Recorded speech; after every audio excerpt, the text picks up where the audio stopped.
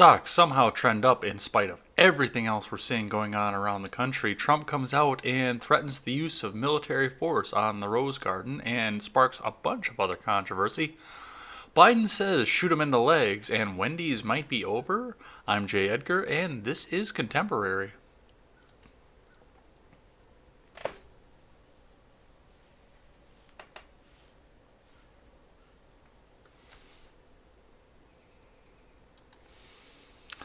Good morning, folks. How are we doing today? I'm Jay Edgar. This is Contemporary. I said earlier on, I said in the beginning of this is going to be the end of the world. I made the Skeeter Davis reference where she sings out and croons out, don't they know this is the end of the world? And every day that it's the end of the world, they make it worse somehow. So we've got a ton to get to, of course, today, because nobody can keep their mouth shut. But before we get into anything, head on over to freedomscoop.com. Freedomscoop.com is going to be your one-stop shop for all of your news and commentary needs. We have got Ed's World, The Generational Gap, The R-Rated Conservative, Freckles and Britt, Wyatt Birkenhoff, and The R-Rated Conservative. Ed's World may be done at this point. Not because I don't enjoy coming out and doing it, but because we may be bringing some major changes coming to that particular program. So keep focused on the Twitter and the Discord for updates as we move along. But I think this is going to be a positive move forward if I do decide to make the decision to go forward with what I've decided to do. So go and check that out. So before we get started, before we get into stocks today, I do want to point something out, and this is something that goes along with my former governor here in the state of Wisconsin. So Scott Walker, for all of everything that he did good for the state, said something stupid on the campaign trail in 2016, and as soon as he did, all the rest of the stupid started dribbling out of his mouth, and for whatever reason, he just can't stop himself anymore. So, and of course, he's got all of these reply guys that come out and sit back behind him, and they're watching his account just so they can be the first one to retweet it or comment it as well. And that's what we're seeing here. So yes, hard to imagine any other POTUS having the guts to walk out of the White House like this. We saw that yesterday, and we see a big track of people getting ready to say horrible things about him because, well, his political career was over. As soon as he said build a wall with Canada, his political career was over. And I knew it. And like I said, as soon as he said that just the stupid stops dribbling, or it can't stop dribbling out of his mouth. So, yeah. There's no reason for any of this, of course. There's nothing that he can do to hurt any of these people anymore because he's not in office, and it's very, very unlikely that he'll ever be able to do it again. But yes, they can't stop. They do have to go after him no matter what. And be the first one to reply and scream and screech. And they want you to remember that Scott Walker does not need to be in office anywhere, even though he can't hurt you anymore. I do want to go up to some of these people and say, hey, where did Scott Walker touch you? Show me on Biden where Scott Walker touched you. But that's what I have today. So let's look at the stocks for yesterday, which somehow, in spite of everything, in spite of the fact that people are putting pallets of bricks outside of major targets, the stock still went up. So we look at the line there. I mean, it wasn't a huge gain over yesterday, but still 0.36% in spite of everything else that's going on in the country. Oh, absolutely, absolutely look at this. And of course, we will see a couple stories here where they're warning that it's going to come down. But I mean, as long as there's positivity, I do have to look at the positives. So, we had a great big dip off in the beginning, and then there we went, right up. So we'll see what happens today because, of course, the futures market doesn't translate into trading, but we will see what they have to say on the news.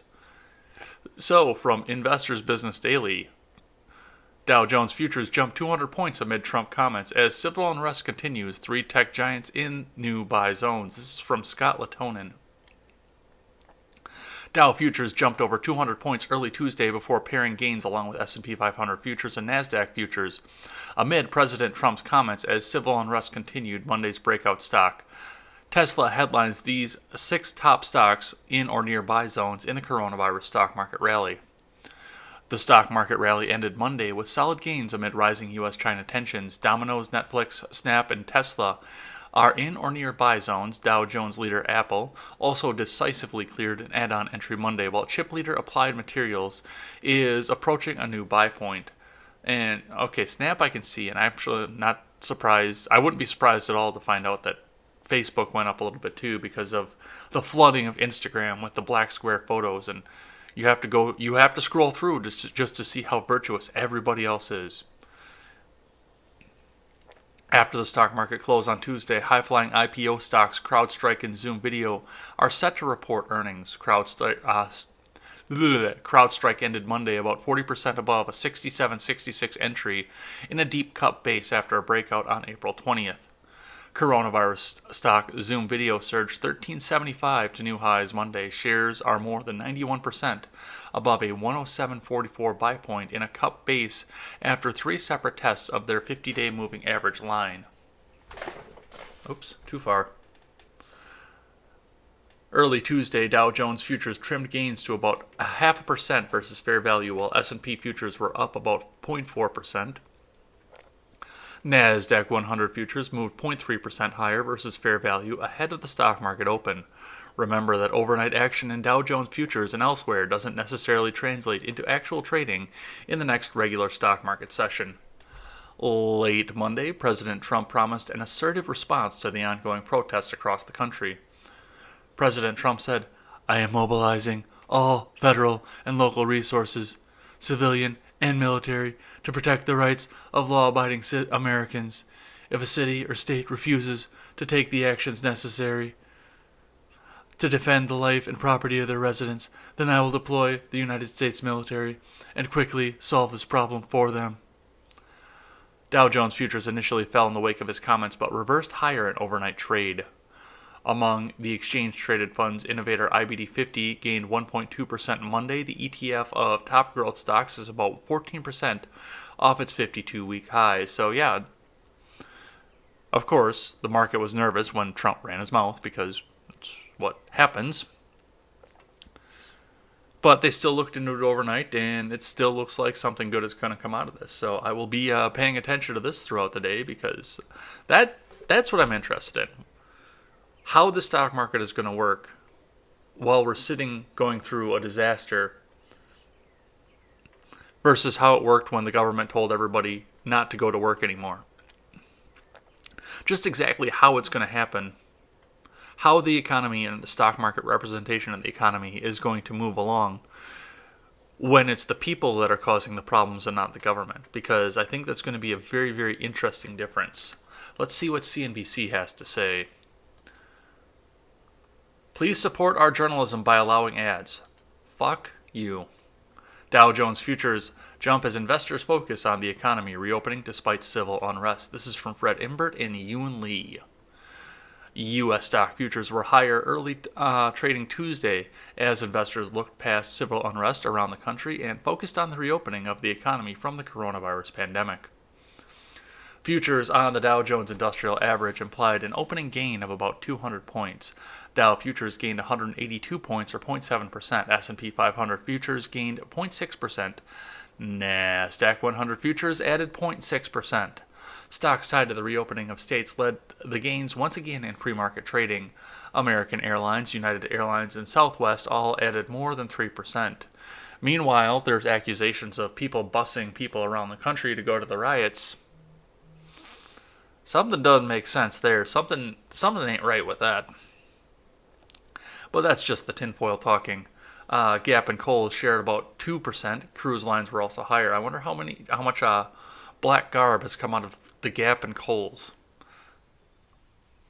Other markets pointed to optimism about the country reopening from the widespread mandated shutdowns due to the coronavirus. Oil added 2.7%. Treasury yields were higher. Futures initially fell during a last-minute address from the White House on Monday evening, where President Donald Trump said he will deploy the military if states and cities fail to quell the demonstrations. The stock market has largely ignored the unrest, but that could change if investors believe protests would continue through the summer, disrupting states' plans to reopen and hurting consumer confidence. Ooh. Yeah. You might not want to say the quiet part out loud there, NBC. We know what you're trying to do, but you might want to try and hide that at least a little bit better as we go along. Last paragraph here. Good news on vaccines helped stocks in May, but U.S.-China relations and civil unrest could steal the spotlight in June, Lori Calvasina, RBC's chief U.S. equity strategist, said in a note. The S&P 500 remains highly news flow driven. So, everything looks positive at this point, but yeah, CNBC was right on the edge of saying that we put this in place to make sure that everything wouldn't open back up. Or at least suggesting the fact that somebody put it in place for that. So that's interesting to see. Don't say the quiet part out loud. All right, from CNN, speaking of the president's remarks. Trump threatens military force if violence in states isn't stopped. This is from Kevin Liptak and Sarah Westwood. Declaring himself your president of law and order, President Trump vowed Monday to return order to American streets using the military if widespread violence isn't quelled, even as peaceful protesters just outside the White House gates were dispersed with tear gas, flash grenades, and rubber bullets. It was all, apparently, so Trump could visit a nearby church. Wow, that's objective. The episode, which amounted to one of the most highly charged and discordant moments in recent presidential history, came as nationwide unrest escalates and as Trump comes under pressure to demonstrate a modicum of conciliation for a country torn along racial and ideological political lines. This is a fucking op-ed. Because it sure reads like an op-ed. No, it just says CNN Politics. He did not offer that on Monday, choosing instead to retrench. He called violent protests domestic acts of terror, which law enforcement would dominate the streets to quell.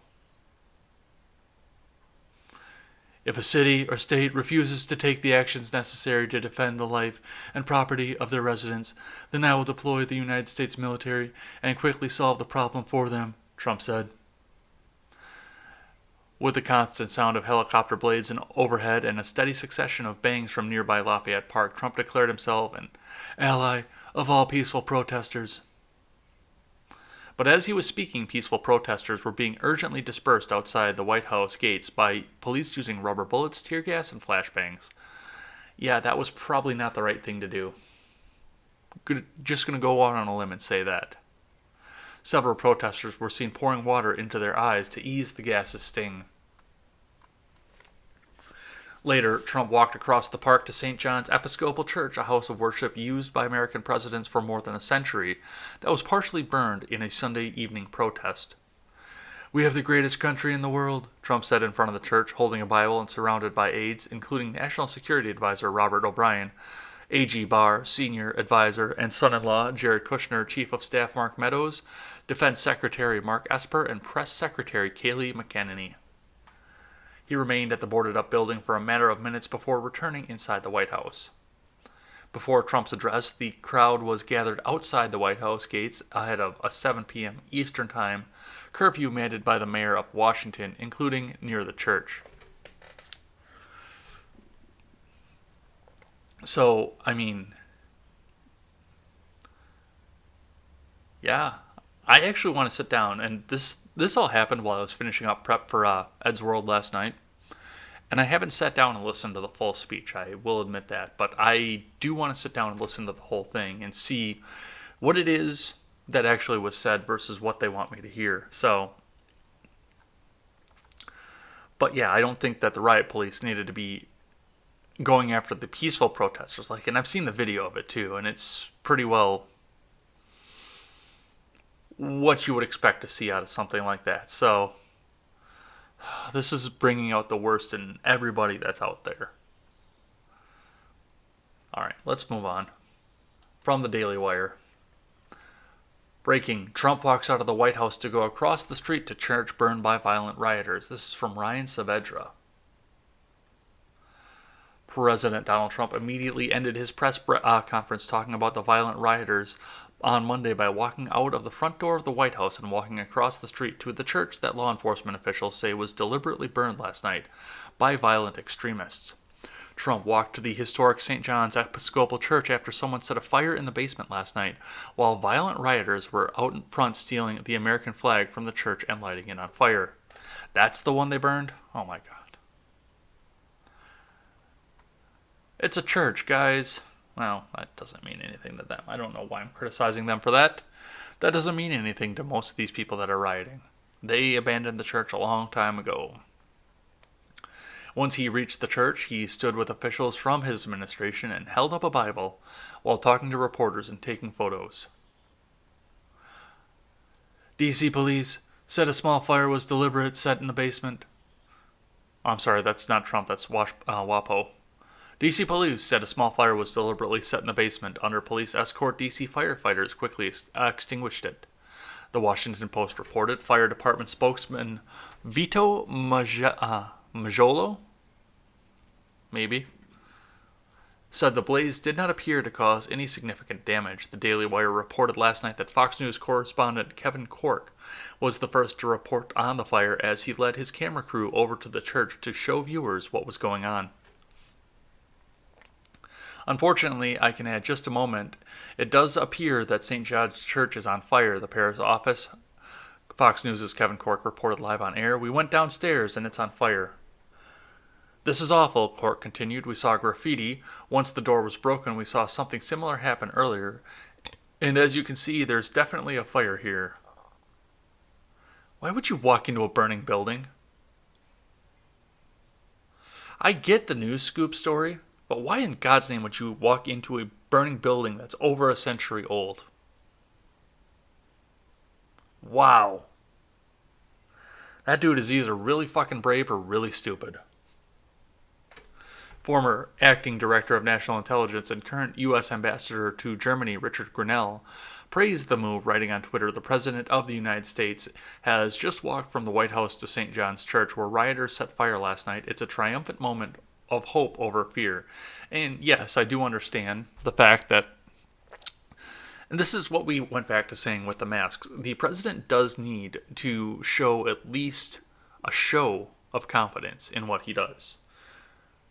Otherwise, the office is pretty well useless at that point. Well, it's pretty well useless to begin with, but because he is a lightning rod for everything else that's happening around the country, he is the lightning rod of media attention, and that's something my 7th grade civics teacher actually taught us. That's one of the big roles of the president, is to be a lightning rod for the media and the press and everything else around the world, so that it doesn't spread out and pan out to the rest of us.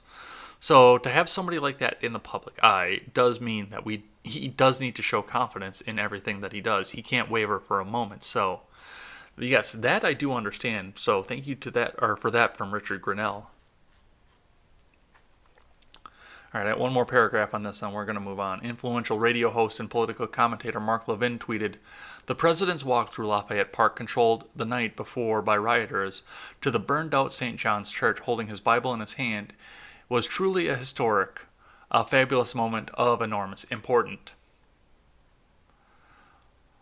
So, yeah, I mean, okay, yes, the president does need to put on confidence, but yes, I also saw what was going on with the protesters outside. So this is a bit of a catch-22 right now as we look into this situation.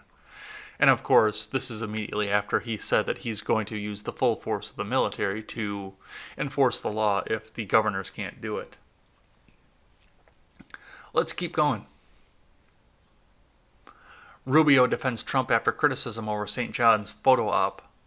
This is from Edmund DeMarch, and we don't have a video playing here because apparently Fox News wanted to play this live and they want to see who my provider is so they can bill me accordingly for viewing their channel. And I don't know why it says Access Montana. I am 1,000 miles away from Montana or more at this point, but yeah. No, I don't have a provider, so guess what? You can't bill me. The protesters outside the White House Monday, who were cleared by police prior to President Trump's brief visit to St. John's Episcopal Church, were professional agitators, and the media fell for their calculated tactics. Senator Marco Rubio of Florida said late on Monday that was probably a bad take. That's probably going to come back to bite Rubio in the ass. They knew the street needed to be cleared before the 7 p.m. curfew, Rubio tweeted, but they deliberately stayed to trigger police action and get the story they wanted, that police attacked peaceful protesters. Yeah, I can't argue with that, but that's probably the worst possible take that you can put out at this particular moment. The criticism that Trump faced after being photographed outside the church was swift, House Speaker Nancy. The criticism that Trump faced after being photographed outside the church was swift. That right there, that headline, is pretty much, you can paint that over the top of this entire administration so far. Just the rest of this article can be gone, and you can just take that sentence and put it over the entire Trump administration. House Speaker Nancy Pelosi and Senate Minority Leader Chuck Schumer issued a joint statement to call out the photo op.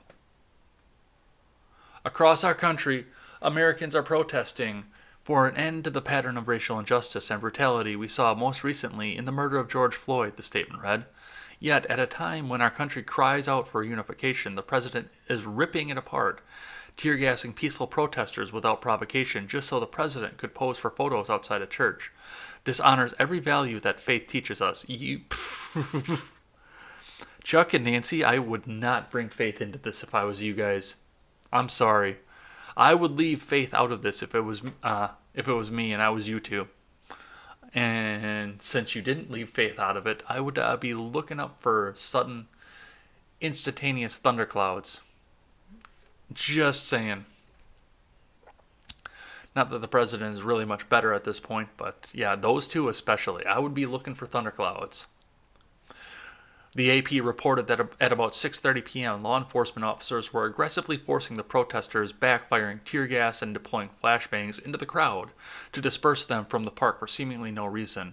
It was a jarring scene as police in the nation's capital forcefully cleared young men and women gathered legally in a public park on a sunny evening, all of it on live television. Washington, D.C.'s Mayor Muriel Bowser tweeted that federal police used munitions on peaceful protesters a full 25 minutes before the curfew. She called the decision shameful. The church caught fire the previous night during unrest over Floyd's death while in police custody. Trump has spoken out about Floyd's death and was called the video horrible. Former Minneapolis police officer Derek Chauvin has been charged with third-degree murder, and the 3 other officers with Chauvin have been fired. So I do want to go back and circle back to something that was said earlier onto this. Across our country, Americans are protesting for an end to the pattern of racial injustice we saw most recently in the murder of George Floyd, and I will respect that. Of course, it's because that's all they see is what the media shows them, and all the media shows them are the higher profile cases that are meant to elicit a reaction. Never mind everything else that goes on around the country that you don't see on both sides of the aisle. But what I wanted to circle back to was, yet at a time when our country cries out for unification, this president is ripping it apart. I have never seen more unification in this country than I did over the call for action against Derek Chauvin. I haven't seen that much unification in this country since 9/11. Other than a few ethno-nats scattered around the country doing what they do, pretty much anybody that I talk to has said that this guy was scum, he went too far, and he needs to be dealt with properly. That was a unifying moment for our country, but now we've got agitators out there, we've got riots out there that are trying to pull this in a different direction. This country was very, very briefly unified last week in that we wanted to see this action. And now that the action's been taken, now we're divided again because we don't know what the proper response is to the country now that it's all happened, whether it's burn the country down or try and get people to protest peacefully so we can get back to our lives. So yes, we had unification, and it wasn't the president that ripped it apart. He's just trying to make the best out of the situation that's at hand, which is going to be very, very difficult to do. Let's read from the Daily Wire again. Dominate the streets, Trump announces major crackdown on violent rioters. Hey, I actually might get a bigger transcript of what the speech was. Maybe I should have put this one first. President Donald Trump announced on Monday afternoon that he was taking major actions to stop the acts of domestic terror from professional anarchists.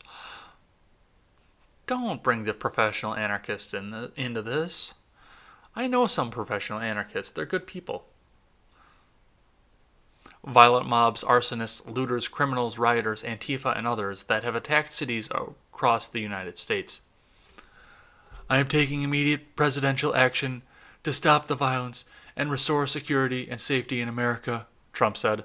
I am mobilizing all federal resources, civilian and military, to stop the rioting and your Second Amendment rights. First, we are ending the riots and lawlessness that has spread throughout our country. We will end it now, Trump continued. Today, I've strongly recommended to every governor to deploy the National Guard in sufficient numbers that we dominate the streets. Mayors and governors must establish an overwhelming law enforcement presence until the violence has been quelled. If a city or state refuses to take the actions that are necessary to defend the life and property of your residents, I will quickly deploy the United States military, the best military, and quickly solve your problem for them. Trump's remarks come as Democrat-controlled cities around the country have failed to stop the riots and looting. Trump called what the violent rioters did last night in Washington, D.C. was a total disgrace, and said that he was deploying thousands and thousands of heavily armed soldiers, military personnel, and law enforcement officers to stop the rioting, looting, vandalism, assaults, and the wanton destruction of property. It's the worst. This destruction of property, it's the worst. It's the worst, I tell you. And I know the worst.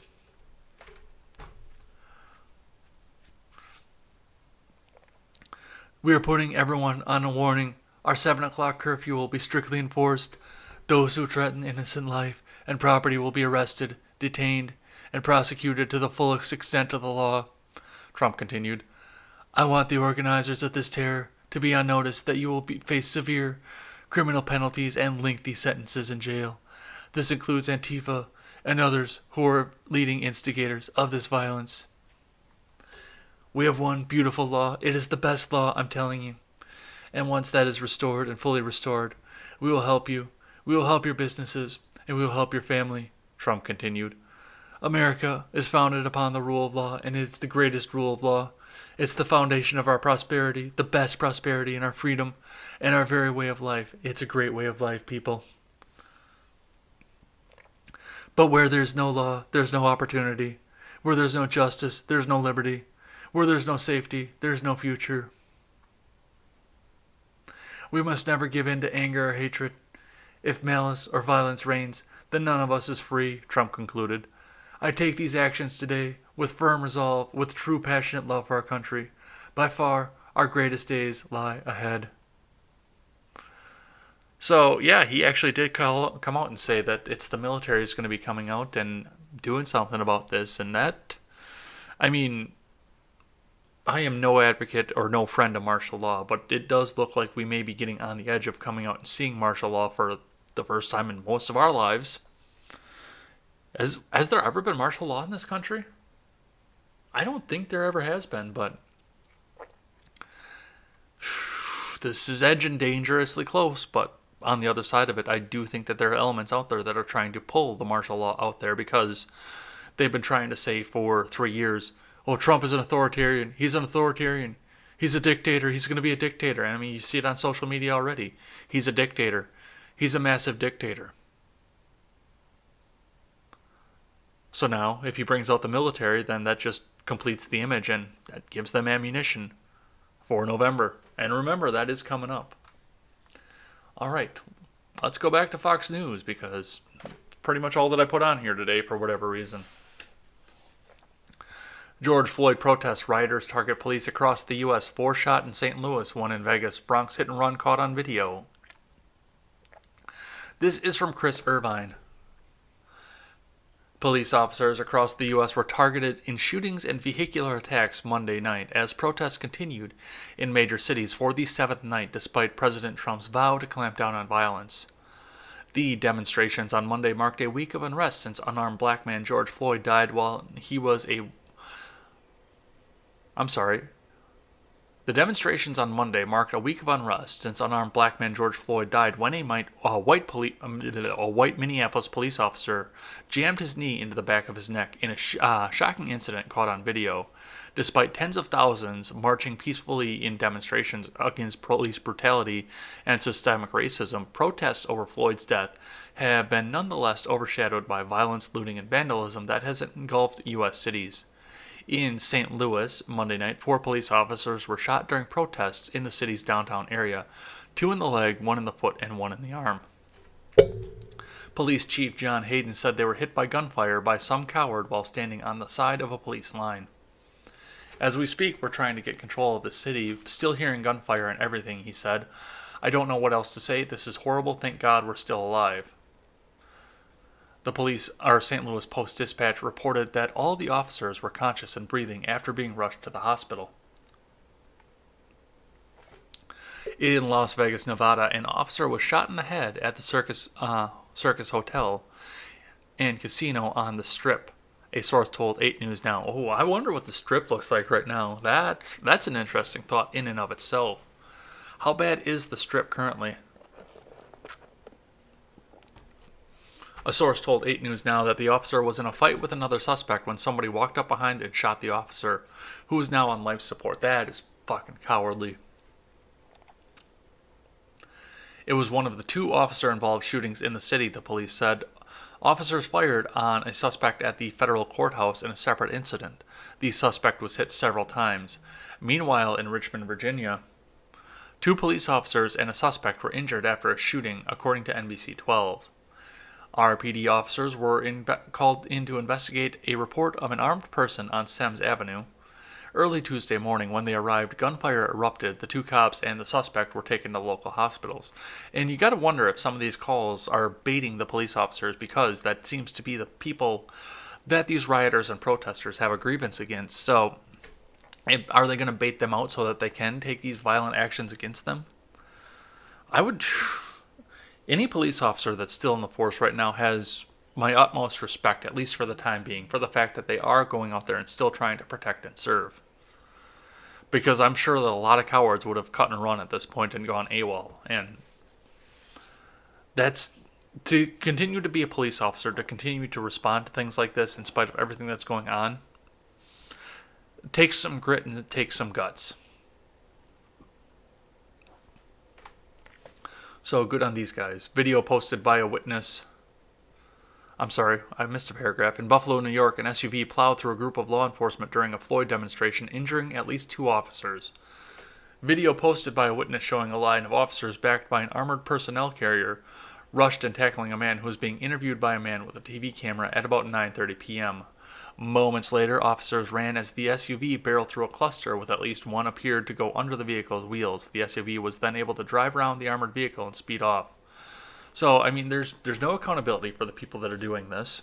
Everybody's wearing masks right now because the government told them to do it for 3 months, so it's suddenly okay to be a mask protester out there, and this is going to go into unrest, and I fear where all of this is going to go as we continue going.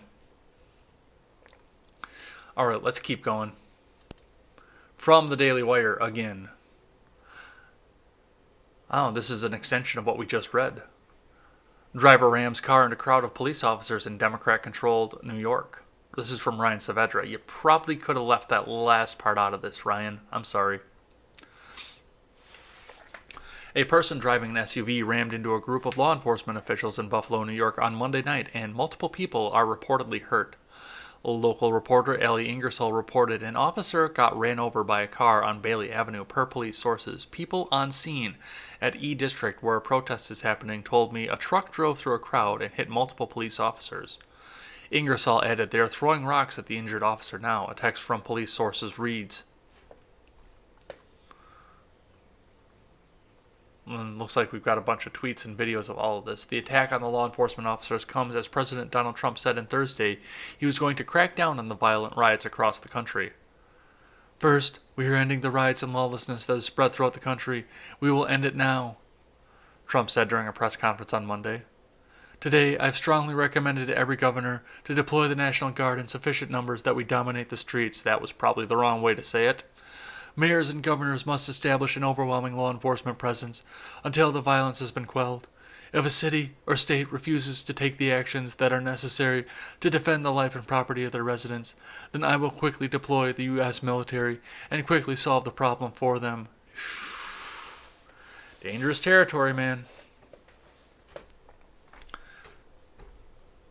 So, and we heard the speech already, and that's what the rest of this article is, but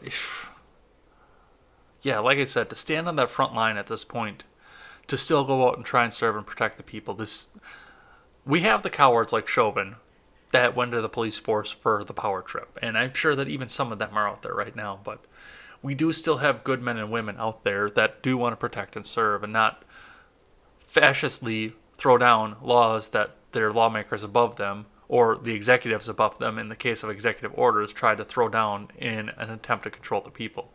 We do have good officers out there that do still want to protect and serve. I think they're getting fewer and far further between as we go along, especially as we see this violence ramp up. I think it's going to be hard to go find police officers at this point, but there are still good ones out there. So keep that in mind as all of this continues to go on. Next one here from Fox again. LAPD chief says Floyd's death on rioters' hands as much as Minnesota cops later issues an apology. This is from Dom Colicchio. The police chief of Los Angeles was facing calls for his firing late Monday, and the city's mayor was facing calls for his own resignation after comments the chief made about rioters and looters taking to the streets up in the nation's second largest city. We didn't have protests last night. We had criminal acts. We didn't have people mourning the death of this man, George Floyd. We had people capitalizing, Chief Michael Moore said. His death is on their hands as much as it is those officers, the chief added, and that is a strong statement, but I must say that this civil unrest that we are in the midst of, we must turn on a corner people who are involved in violence, people who are involved in preying on others. Moore had prefaced his comments by saying Los Angeles police made just under 700 arrests during the rioting the previous evening. Of that, just under 70 were for looting and burglarizing, he added. After Mayor Eric Garcetti followed with some remarks, Moore returned to the podium and claimed he misspoke about Floyd's death. I'm sorry, but no, he didn't. I misspoke when I said the blood was on their hands, the chief said, but certainly their actions do not serve the enormity of his loss. What his name should stand for is the catalyst for change. I regret the remarks of that characterization, but I don't regret nor will I apologize to those out there creating the destruction. His memory deserves better. Yes, it does. Moore then underscored his death was at the hands of those police officers. What I saw there wasn't right. Both Moore and Garcetti later followed up with Twitter messages attempting to backtrack from Moore's initial statement. Let me be clear, Moore wrote, there are 4 police officers and 4 alone responsible for the death of George Floyd. Yes, that is correct. Simply put, those intent on spewing mayhem and distraction into our communities are a disgrace to the memory. Later, Moore commented further, using the word apology. My apology for remarks regarding the death of George Floyd during a press conference earlier today. I misspoke when making a statement about these engaging in violent acts following the murder of George Floyd, Moore wrote. While I did immediately correct myself, I recognize that the initial words were terribly offensive. Looting is wrong, but it is not equivalent to murder, and I did not mean to equate the two. I deeply regret and humbly apologize for my characterization. Let me be clear, the police officers involved were responsible for the death of George Floyd, so, dude, stop talking. Nothing that you say in the internet world, and this goes right back to everything else that we're seeing, the mainstream media will come out and try to control the narrative, but with the internet out there, everything that you say is on record forever right now. So nothing you say is going to change the fact that everyone's going to see this, and the mainstream is going to run with your initial statement, and that's going to be the headline. Everything else is going to be a correction at this point. So just stop talking and basically think about whether it's time to retire or whether you can come back from this, from serving and protecting. So let's go over and see what CNN has to say. Independent autopsy in Minnesota officials say George Floyd's death was a homicide. This is from Amir Vera. Experts hired by George Floyd's family and the Hennepin Medical County Examiner have concluded his death was a homicide, but they differ on what caused it. The independent autopsy says Floyd died of asphyxiation from sustained pressure when his neck and back were compressed by Minneapolis police officers during the arrest last week. The pressure cut off blood flow to his brain, the autopsy determined. But the medical examiner's office, in its report also released on Monday, that the cause of death is cardiopulmonary arrest, complicating law enforcement subdual, restraint, and neck compression. Cardiopulmonary arrest means Floyd's heart failed. The medical examiner made no mention of asphyxiation. The Hennepin County release says heart disease was an issue. The independent examiner didn't find that. The county said that fentanyl and methamphetamine were among significant conditions, but its report didn't say how much of either drug was in Floyd's system or how that may have contributed. Whether or not he was intoxicated or had medical or medications in his system is irrelevant to the cause of death, which is homicide, which is the death at the hands of another, Floyd family attorney Antonio Romanucci told CNN. The end result, which is George Floyd's death, would not be any different. Floyd, 46, was essentially dead on the scene on May 25th, said Ben Crump, attorney for the family. Multiple videos of Floyd's death show former police officer Derek Chauvin's knee on Floyd's neck, along with other officers kneeling on his back. The officer has his knee on Floyd's neck for 8 minutes and 46 seconds in total, and 2 minutes and 53 seconds after Floyd was unresponsive, according to the criminal complaint against Chauvin, who faces charges in the death. And this, I have to say that I don't necessarily trust the independent autopsy in this case any more than I trust Hennepin County's.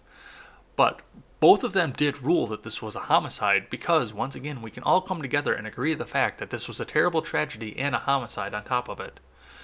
Both cases do say that this was an unneeded death and that Floyd didn't need to die. It's just right now a degree as to how much of that involved the knee on the neck and how much of it involved what the talk screen is going to say. But in both cases, yes, this is homicide.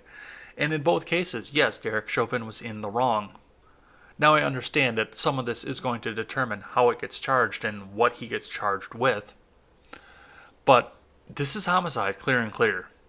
And the Justice Department is coming through. I do want to point out the fact that it seems that both departments, both medical examiners, do have a vested interest in reaching the results that they reached. And I don't think we're ever going to know because this has become so politicized and so public. But of course, Hennepin County has to rule out any reasonable doubt so the prosecutor can make a bulletproof, airtight case. So if they can come out and say that it wasn't necessarily asphyxiation and therefore first-degree murder, then they can take Chauvin on a lesser charge and still make sure that he goes to prison. And this dude, because they can still see news in prison, this dude is not going to fare well in prison, and he's going to prison.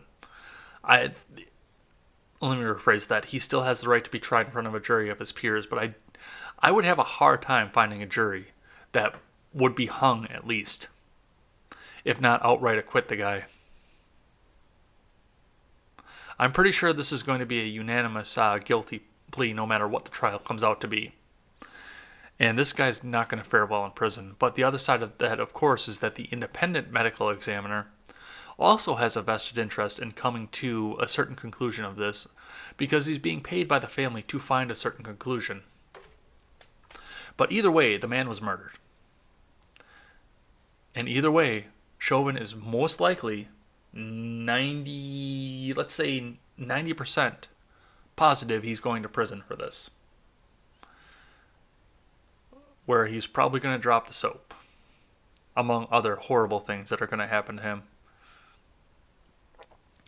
Because he is a cop that killed an unarmed criminal, and he's going into general, most likely. So, unless, of course, he Epstein's himself, because maybe he knew something too. I mean, I've talked about some tinfoil on that, on private situations, but some of this I do think is staged, so there may be that aspect of it too. We will see. Next one here from Yahoo News. Biden proposes training cops to shoot attackers in the leg to reduce fatalities. This is from Zachary Evans. Joe Biden on Monday suggested that police forces could train officers to shoot attackers in the legs in order to reduce potential fatalities. There is the idea that instead of standing there and teaching a cop when there's an unarmed person coming at him with a knife or something to shoot him in the leg instead of the heart, Biden said, there's a lot different things, policies that can change. I had hairy legs, you know. Biden made his remarks while meeting with the African American community leaders at Bethel AME Church in Wilmington, Delaware. The former vice president was discussing the widespread protests touched off by the killing of George Floyd, an African American man, at the hands of white police officers in Minneapolis, Minnesota. Protests have spread from Minneapolis. Yeah, we know all of this, that the protests have gone around the country. Members of Biden's staff have donated to groups attempting to free jailed rioters on bail. Campaign spokesman Andrew Bates told Reuters that Biden opposes cash bail as the equivalent of modern-day debtors in debtor's prison. It was not clear whether the donations were coordinated by the campaign or made individually. President Trump condemned the donations on Saturday, saying they would financially support the mayhem that is hurting innocent people and destroying what good people spent their lives building. So, I don't think that was right. I really don't. I mean, I've heard the idea before. There was a kid in my middle school class when we were talking about criminal reform and the shootings that went on there, and he looked up and he said, why don't we just shoot him in the kneecap?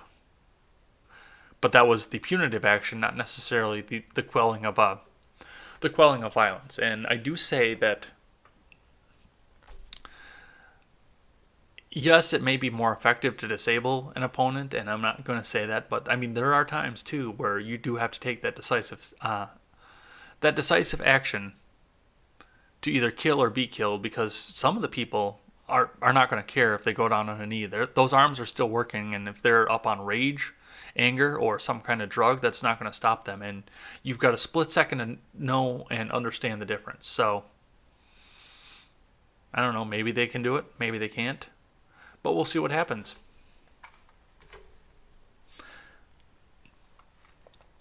All right, we've got one from Politico here. Biden cranks up contrast with Trump. The former Veep is getting out of his Wilmington basement and attempting to project a stable and steady approach. Donald Trump told governors that they look like weak jerks if they don't dominate the protesters, and called for retribution. Joe Biden held an event with big city mayors grappling with violent unrest to talk about their needs and pledge police reforms. Do you think Trump could actually get into some of these cities right now? With as polarized as this country is, do you think Trump could sit down with a meeting for any of these people? This is the first thing I have to ask. I don't think that's possible. Let's keep reading. Monday split screen delivered a sharp contrast in a temperament and style between the current president and the presumptive Democratic nominee, and it was by design. For the former vice president, Monday served as an important moment, perhaps the most significant for Biden since the coronavirus lockdown started, as nationwide protests and vandalism blazed across America's largest cities. Biden sought to use the convergence of crises to shake off the image of him as being locked away in Wilmington, Delaware basement, project a different style of leadership, and take on the mantle of leader of the Democratic opposition, while Trump went to a secure bunker below the White House when protesters gathered outside over the weekend. Biden intentionally chose to take an opposite tack, meeting Sunday with demonstrators near his Delaware home. Biden's campaign aides pledged to bail out jailed protesters. On Twitter, Trump warned protesters about the prospect of ominous weapons and the most vicious dogs. Dogs, I'm telling you, they're dogs. That's his whole purpose, to say, here's who I am, here's the leadership the country reads right now, said Harold Schaitberger, president of the International Association of Firefighters and a longtime Biden ally. It needs as much leadership and as much strength and as much compassion and understanding and recognition that we all still have communities that do have to put up with elements of discrimination. In response to the violence and chaos that has erupted in many cities after last week's killing of a black man under the knee of a white Minneapolis police officer, Trump has largely adopted a defiant tone, repeatedly calling for harsh measures against protesters. Biden, however, used the moment to leave his self-imposed coronavirus quarantine and call for reconciliation. On Sunday, he met with demonstrators on the streets of Wilmington. On Monday, he met with black leaders in a church there before holding a virtual roundtable with the mayors of Los Angeles, Chicago, Atlanta, St. Paul, and Minneapolis, some of whom have criticized the president for using inflammatory rhetoric. First off, there is no evidence saying that Biden or whoever in his cabinet would have done anything differently if he had the power to do so. One of the important things that you have to remember as we're going into this is the fact that Biden has no power to do anything. And this is the same thing that I said at the beginning of the coronavirus pandemic when the Bernie supporters were saying, where's Biden? Because he has no power to do anything. The only thing that he has the power to do right now is meet with people. So sitting in the same situation, somebody in the war room could have said, hey, let's put the military out, and Biden could say, well, Corn Pop has said that you got to have a strong presence, so yeah, let's put them military out and get them out going. He could absolutely do that in the same situation. And I don't think that if he was the president either, that he would be out walking around with the protesters. He would be in that bunker just as fast, if not faster, than Trump was. Trump, on the other hand, is the leader of the free world, scary as those words are. He does have an authority and an ability to put out the military in order to take care of some of this. And I don't think it's the right decision to do, but he does have that decision to weigh, and he has the authority to make that decision. There is a stark difference in the differential of power. I mean, even if Biden was a sitting senator right now, it would be a completely different situation. And I also want to point one thing out.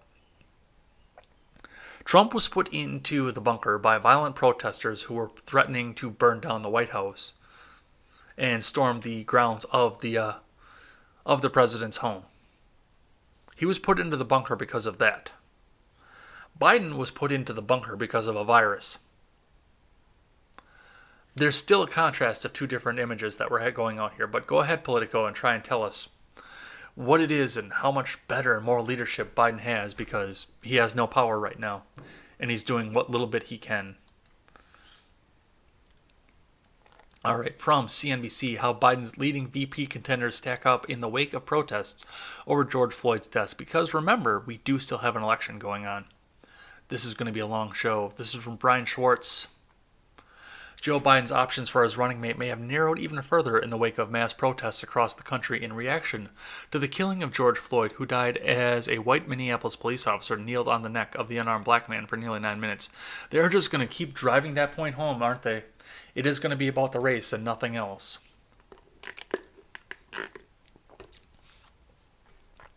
As the Floyd protests continued 5 months ahead of Election Day and President Donald Trump's response to the crisis comes under fire, political observers are now paying more attention to Biden's potential running mate. The protests have sparked new waves of public lobbying for Biden to pick a black woman to be vice president. And we're back to race. Biden has said he will make his choice by August 1st. He is ahead of Trump in Real Clear Politics national polling average by close to 6 points. But what do the Vegas odds say? 3 of the women on Biden's shortlist, Senators Amy Klobuchar, Kamala Harris, and Representative Val Demings, all have track records of working in or with law enforcement. Political strategists say their past legal work could push them out of the running to be Biden's vice president. Senator Warren, on the other hand, has openly said she would agree to be Biden's VP choice. Of course she would. A Morning Consulate poll shows voters believe she would give the apparent Democratic nominee the biggest boost with voters under 45 and blacks and Hispanics. Oh yeah, she's a woman of color. Just ask her. Here's a look at the top 4 contenders to be Joe Biden's vice presidential pick. Senator Amy Klobuchar, who has a terrible track record with the black community. Senator Kamala Harris, who, despite being a woman of color, has a terrible record with the black community. Val Demings, who I admittedly know nothing about. Following Floyd's death, Demings, who was chief of Orlando Police Department, oh, so she was a cop too, before she made it to Congress in 2017, came out with an op-ed in the Washington Post calling for changes to hiring and recruiting police officers. As a nation, we must conduct a serious review of hiring standards and practices, diversity, training, use of force policies, pay, and benefits. Remember, you get what you pay for. Early warning programs and recruit training programs. That's a Democrat talking point right there. Let's spend our way out of this. Demings has publicly confirmed she's on Biden's VP shortlist. Yet she has no experience in running for president, and some strategists argue that even if she's chosen to be Biden's running mate, Democrats still aren't likely to win Florida, a critical swing state that Trump and Biden are vying for. It's not a swing state at this point. As progressive and socialist as the Democrat Party has become, it is not a swing state anymore. It is a red state, simply because of the Cuban expats that are there and the communism that they fought to run away from. So no, that's not a swing state. Wisconsin is a swing state. Florida is not currently. And the Democrat Party would have to go back to the party of JFK before Florida could ever be a swing state again. Senator Elizabeth Warren, we know who she is. And that is it. So, yeah, this is... And they're still not talking about Whitmer, which... I think she may have shot herself in the foot on that one, given the boat comments. And as of last night, smart money was still on her. But I don't know. This whole riot thing has changed the entire makeup of what we're looking at. So we will see what comes up out of this. All right, from the Daily Wire, de Blasio demands cop be fired for pulling gun on crowd in viral video. Then the full video comes out. This is from Ryan Saavedra.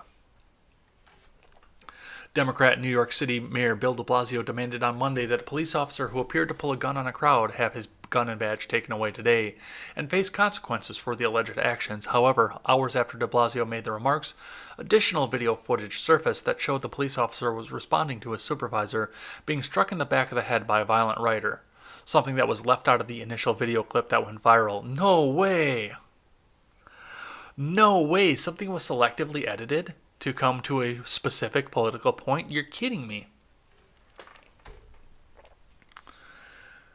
Jake Offenhartz, a reporter with The Gothamist, posted the misleading video on Twitter, writing, "A source shared this video, which he says took around at 10 p.m. near 12th and Broadway. It appears to show an NYPD officer pointing a gun at protesters outside the Strand." The Police Benevolent Association of the City of New York tweeted out a full-length version of the video that appeared to come from the same person who was recording it. New York City PBA tweeted, "Now we have the full story. The police officer unholstered his weapon only after his supervisor was nearly killed with a brick."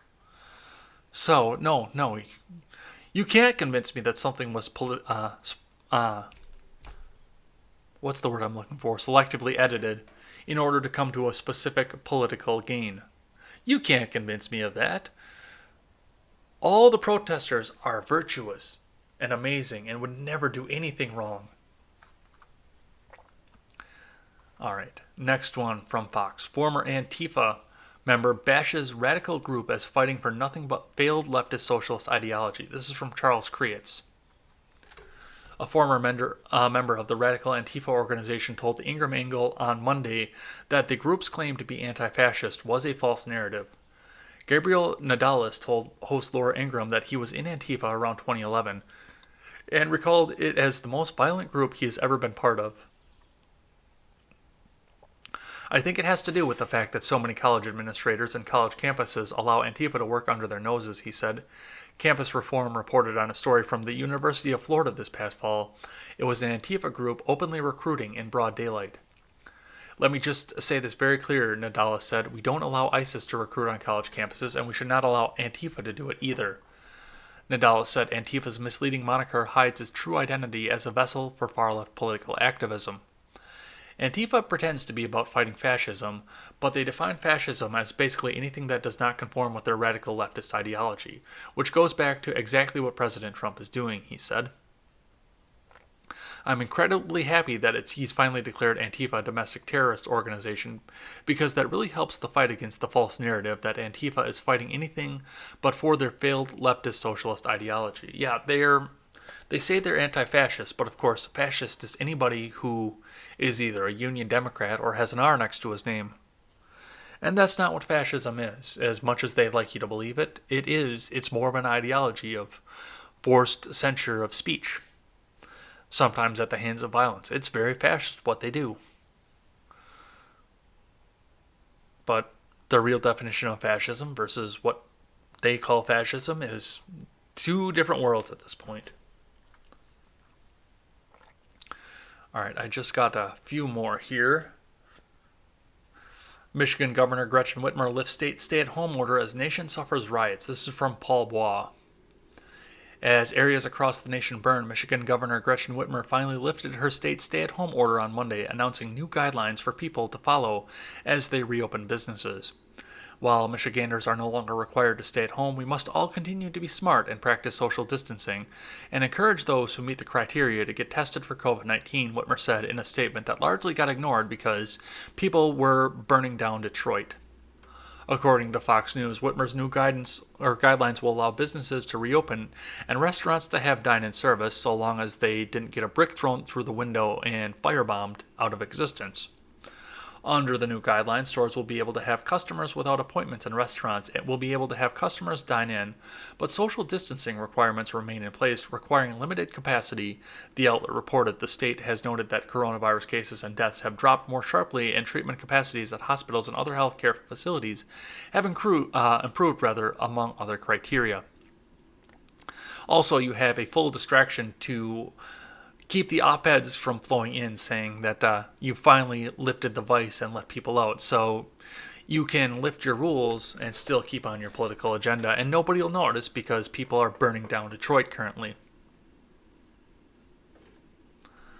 So that's something. All right, from CNN. Facebook employees stage virtual walkout over Zuckerberg's inaction on Trump posts.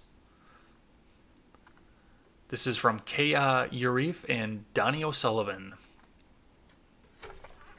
Some Facebook employees staged a virtual walkout on Monday to protest CEO Mark Zuckerberg's decision not to take action on a series of controversial posts from the president Donald Trump last week, a person familiar with the plans told CNN Business. As part of the walkout, employees took the day off. They're working from home. Managers at Facebook have been told by the company's Human Resources Department not to retaliate against staff who are planning to protest or make them use paid time off, the source told CNN. The New York Times first reported the protest. The walkout comes alongside the rare wave of public dissent from Facebook employees on Twitter. Jason Sturman, a design manager at Facebook, said he disagreed with Zuckerberg's decision to do nothing about Trump's recent posts.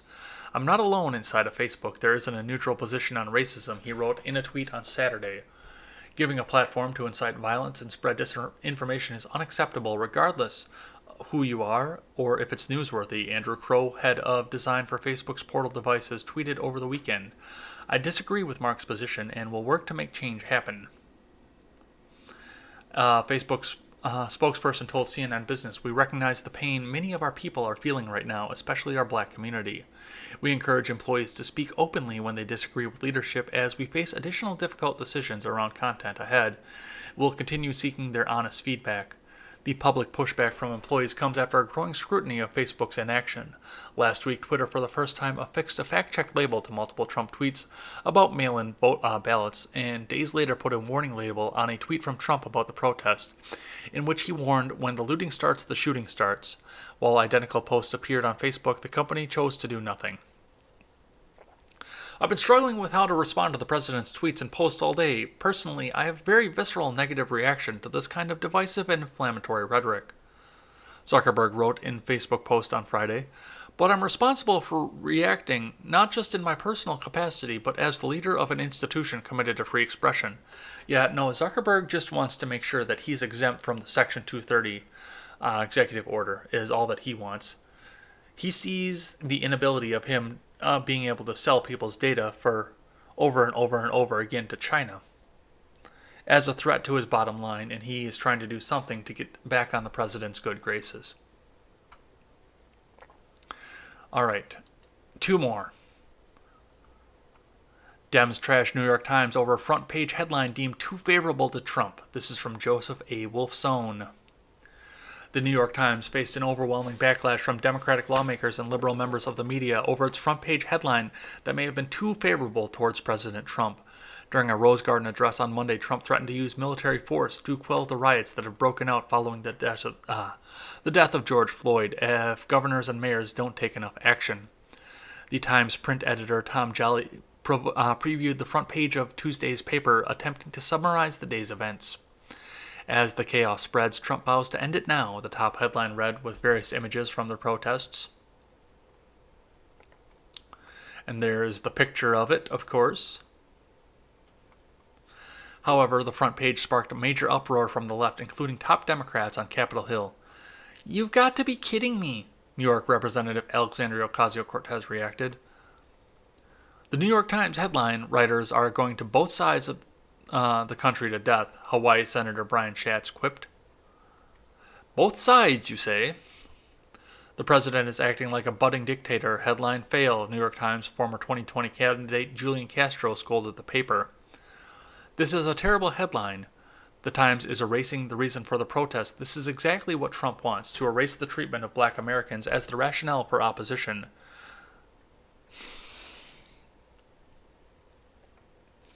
This is an anecdotal case, but they'll never let you allow that because they need the race war going into an election year. Shame on the New York Times, Center for American Progress President Nir Tandon wrote. So, the New York Times has a very, very faint moment of actual journalism in their title. And the left wants to complain about the fact that they're not being a complete leftist rag. Fuck you. The New York Times is garbage anyway. And for a moment, they actually try to have a neutral headline, and they just get drug over it. No, fuck you guys. You guys don't care about media unless it's kissing your ass. And this article here just proves it. Any media that doesn't kiss your ass and bend down and suck you off is terrible and evil. So I wonder what the new headline is going to be, because the New York Times has already done that, where they've changed the headline because it was too favorable to Trump, even though it was far from favorable. Fuck you guys. All right, the last one here is from... I can't even read that. Mia? I don't know. It's not green check, but I thought it was important of note. Because we are going into an election year, and that's the other thing that we have to think about, is what they're going to do on the other side of electioneering. Wendy's is over party trends after CEO donates $400,000 to Trump. Twitter calls for boycott of piece of shit chain. Well, they're already going under because of the meat thing and the fact that they don't have burgers at some of their locations. But let's see what Jayotsana Basosha says. The Floyd protests have stirred outrage all across the United States. With the elections barely months away, President Trump is relying heavily on big business CEOs to bail him out. In a recently released report, the names of several CEOs popped up, in which Mui Company CEO James Bodensat was one. Bodensat runs hundreds of Wendy's, Taco Bell, and Pizza Hut franchises across the U.S. He donated $440,000, including $200,000, to the Trump Victory PAC on March 12th, just days before the states began shutting down in-person dining, after Trump's inaction shutting down the White House lights and distasteful remarks about the Secret Service prepared with most vicious dogs and ominous weapons for the protesters. The internet traced the CEO's name back and has threatened to boycott the fast food chain. Thanks, Reddit. Hundreds of people have called the CEO out, saying that they would never eat another Wendy's burger again. Well, shit. Turns out Wendy's supports dictator Trump. Shame. I can never eat there again. I really enjoyed some of their stuff. In other words, Wendy's supports a man who supports turning the military on us and systemic racism. One said, and another wrote, "The way I'm feeling when I found out the CEO of Wendy's donated to the Trump campaign, boycott Wendy's, Wendy's is over party." One disappointed Twitter user said, "Wendy's, how can you respect a square burger over people?" Another wrote, "Me, when I see Wendy's donated $400,000 to Trump, so now my broke ass can't get 4 for 4s no more." Another said, "Me, reading that Wendy's donated $400,000 to DT campaign, so now I have to cancel them." And some of the rest of it goes on into some very, very violent stuff as well. And this is something that I figured out very, very quickly. If you boycott everybody who doesn't support your agenda 100% of the time, you're going to starve to death. I mean, I will be the first to admit, I stopped going to Walmart because of their stance on selling assault rifle ammunition. I stopped going there over that, but there are other companies that I do go to that don't align with my views. It was just that one. The grandstanding was what got me off of it. It wasn't necessarily, and that's the biggest part of it. It is the grandstanding. Walmart came out and made a public statement saying that they weren't going to sell this ammo anymore instead of just pulling it up off the shelf. That's the same reason I don't go to Dick's anymore, because they did the same thing. We're going to grandstand it. We're not going to sell guns anymore because assault rifles are bad. And they had to make a statement about it instead of just pulling it all off the shelf. Now this man went through and made the donation and didn't say a goddamn word about it. And there are other companies out there that I do frequent, and I get a lot of flack over the fact that I frequent them. But they haven't come out and made a public statement saying, well, we're going to do this because we're virtuous. It's the virtue signal that gets me and causes me not to go to these places. So, well, no, I can't go to Wendy's. I'm on La Corba right now. Maybe I'll suspend that. Just to support my local Wendy's because, I mean, it's a good burger. Maybe I'll get it without a bun like I do McDonald's every once in a while. Yeah, that'll work. Yeah, I think that's what I'm going to do today. I'm going to go to Wendy's and get some burgers without buns. But yeah, and then there was a big list, and actually I bet you there's a like over on Twitter right now talking about the big list of all the companies that donated to Trump, and I commented on that and I said, well, thanks for the shopping list. But yeah, I don't go to Walmart because they grandstanded. I don't go, and I go to Target, and I know that their ideology is against mine.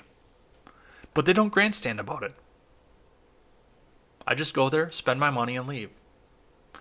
The worst part of it is I've never bought ammo at Walmart. I've never ever bought ammo at Walmart. So their decision doesn't technically affect me, but it's just the fact that they had to get up on the soapbox and grandstand about it. Alright, this is Tuesday, so the next thing we do is we weed. Wow, I can talk right now. We read the trending Twitter hashtags on Tuesday, so let's see what we have going on here. And yep, there's probably somebody else already pissed at me for saying that was my shopping list, but let's see what we have going on here. So, for show more, let's see what we've got. Trending. Number 1, Blackout Tuesday. So, and I already know what this is because I go on Instagram.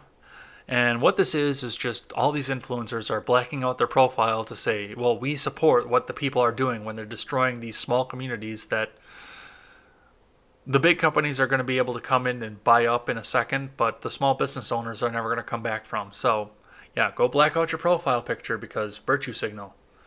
Number 2 is Blackout Day for the same thing. Number 3 is Trump dictatorship, which I'm sure stems from the speech that he gave last night. U.S. police erupted in violence, Trump dictatorship. Sorry, Trump, waving a holy book doesn't save dictators from defeat, Trump dictatorship. One of the Krasenstein brothers pretending to be a female so he cannot get around Twitter's permaban is Trump dictatorship. Those fucking assholes. Samantha Cass, and people say Hillary would have been disastrous for America. Yeah, no, we would just be in a major war right now if it was Hillary. Not necessarily a riot that's going to fizzle out in a couple weeks because they're going to run out of shit to burn. Or they're all going to go to the rural areas and suddenly be stopped, one of the two. So yes, that's Trump dictatorship. What else do we have? Number 3 trending is Tuesday Thoughts. Seems kind of innocuous given everything else that's going on. Low pass by a Lancaster bomber is Tuesday Thoughts. When you watch a human struggle to unfold a lawn chair, start to wonder what kind of life they can offer you, Tuesday Thoughts. That's kind of cute, I'm not going to lie. An A.A. Milne poem on Tuesday Thoughts. Well, from A.A. Milne, I guess. No, that can't be the real A.A. Milne. Because I don't think he's with us anymore. I always regret making a first good impression because there's no way I can keep that shit up. Dogs of Twitter, Tuesday Thoughts. So that's a bit of an innocuous one, but you know, it restores a little bit of the faith in humanity to see that. And finally, Wendy's is over party. We read that article already, but let's just see some of what's here. Yep, there's the list right there. So glad people are calling out the companies that have donated to Trump's campaign. I hope we all listen and stop supporting them until they make a change, adding to the Wendy's is Over party. Folks, here's your shopping list right there. Hobby Lobby, Forbes, UFC, Jet, Marshalls, Amazon, HSN, Neiman Marcus. There's your shopping list. Go out and shop. And that is going to be it for the day. We will be back here. I'm going to call it in the air. I'm going to go to work today and I'm going to decide whether I'm going to game tonight or night. So we'll either be back here tonight or tomorrow night with Ed's World Gaming. We'll do some more Fallout New Vegas. Otherwise, we will for sure be back here tomorrow morning with more Contemporary and see how much further the world has burned and how much more the protests are going on. So keep an eye on Twitter for the announcement as to whether I'll be playing games tonight or tomorrow. Otherwise, meet us back here tomorrow with more Contemporary. J. Edgar, good day.